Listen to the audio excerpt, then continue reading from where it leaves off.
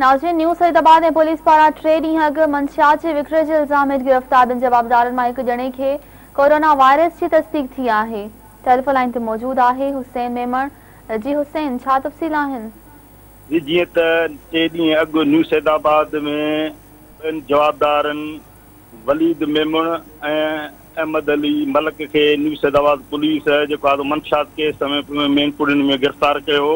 जी कल्ह जेका आहे टेस्ट जेको आहे सो कोरोना जी टेस्ट कई वई। उन में जेको आहे अॼु उनजी रिपोर्ट हिकु जी पॉज़िटिव, जेको वलीद मेमण आहे उनजी रिपोर्ट पॉज़िटिव आई आहे ऐं जेको आहे अहमद अली जेको आहे सो उनजी जेका रिपोर्ट आहे निगेटिव आई आहे। उन खां पोइ जेको कुझु 4 ॾींहं पहिरीं वरी उते रिपोर्टिंग रूम में एस आहे माजिद शाह आहे, जंहिंजी पिणु जेको आहे सो कोरोना जी टेस्ट कई वई। उनजी टेस्ट जेका आहे पॉज़िटिव आहे, जंहिंखे आइसोलेट जेको आहे घर में कयो वियो आहे ऐं उन रिपोर्टिंग रूम खे सील कयो आहे। जी हुसैन, अमां जी महिरबानी।